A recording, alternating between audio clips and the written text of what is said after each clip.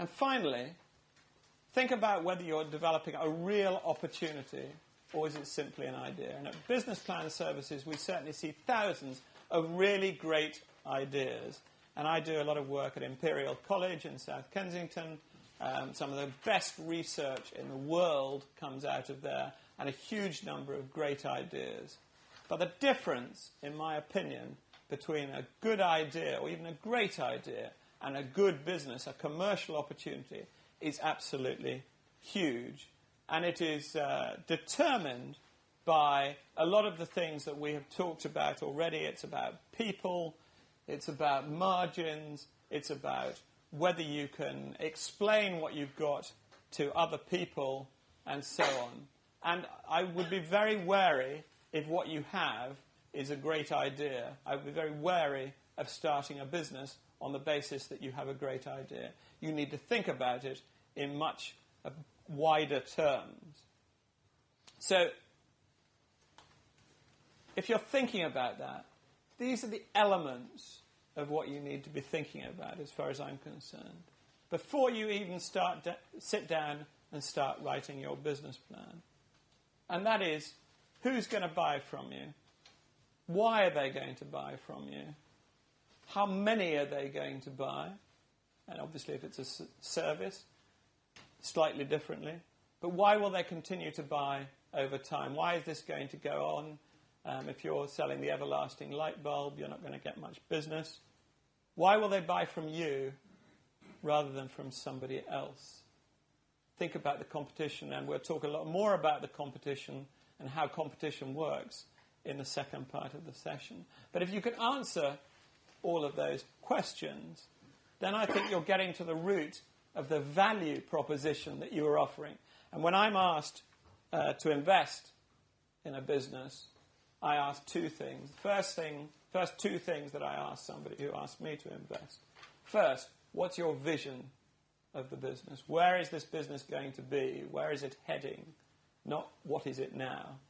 And secondly, what value are you offering to the customer? Do you really understand what customers think about your business, why they perceive that you are offering value?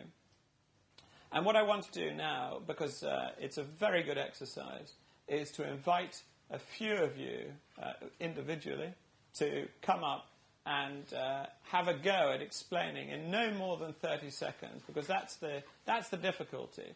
Because if you take more than 30 seconds and you carry on talking for any length of time, you generally haven't got it. You generally haven't got the critical elements of what your business's value is, and come up and just offer. And this is not an opportunity to look silly in front of other people. It's an opportunity to get feedback from your peers on your business opportunity and to work out how you might be able to build it in a better way, what gaps there are, what can be added to the idea. So I don't want to pick on people because that's somewhat unfair, but I do know that there are people here who will want to do it. And always the most difficult thing is who's going to do it first. But I'm sure there's some brave soul who will have a crack at it. Does anybody not understand what the purpose of this is or what the rules of the game are, as it were? I'll be a guinea pig. You're the guinea pig. Thank you very much, sir. If you'd like to come up and just give us your name, and then just you've got 30 seconds of free airtime.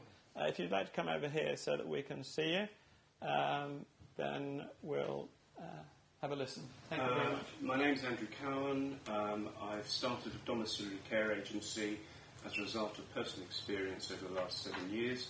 I specialise in carers within an individual's property to provide what's called live-in care. The benefit of my service is the motivation of the carers, different to that which is currently being offered by most agencies, which is a rotation. My carers, they remain in the property, they have no commitments or interests outside of within the UK, therefore they're totally committed and loyal to the service user, which is a euphemism for the client. There is a model at the moment which works and which has the ability to be able to generate good profit margins with long-term repeat business. Fantastic. Thank you very much. I think don't go away. Don't go away. Just, is this for older people or for anybody? We specialise in providing a service to older people, and based on my own experience, we have a unique quality of working with people with dementia. Okay, so a lot of people here one day may need this service. Who feels that in 50 years' time, or whatever it is, this is a business which is going to be the leading player in this market? And that this, from what you've heard, first of all, let me ask you, how long do you think you spoke for? Probably around about 40 seconds. It was actually 1 minute and 10 seconds. So the first thing you need to do is to really get that down, to practice getting it down to so that you can explain very quickly to people what it is that is unique, what differentiates your business. Who here feels that this business will be the leading player in 50 years' time? Excellent. You've got some people. Who feels that what was explained to you differentiated that business from what anybody else has to offer in the marketplace? Excellent. Excellent. Well done. I must say, I had some difficulty in understanding what it was that you were offering that would make me come to you rather than going to one of your competitors, and understanding exactly what it is that you have. Can you explain that a little further?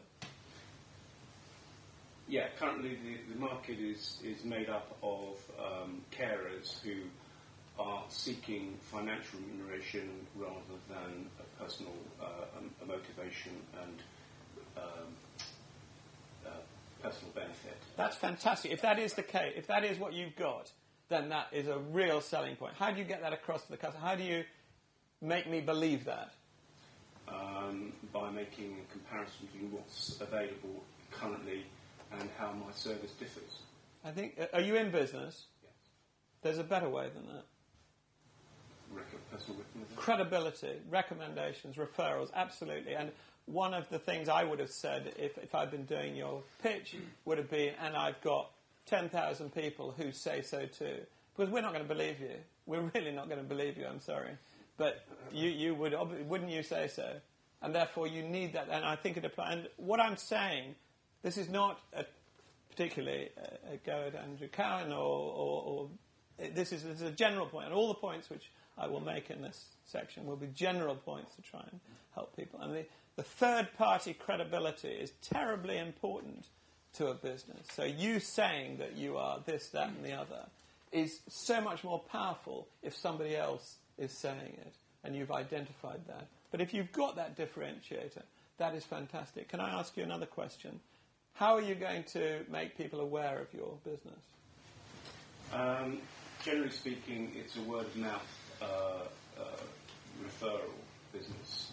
And I belong to a number of business networking groups, which I've been able to generate interest, promote the service. Also, it's about how you present yourself as a caring person stroke organisation. And one of my main evangelist marketing processes is to educate carers, those non-professional carers, in some of the skills and the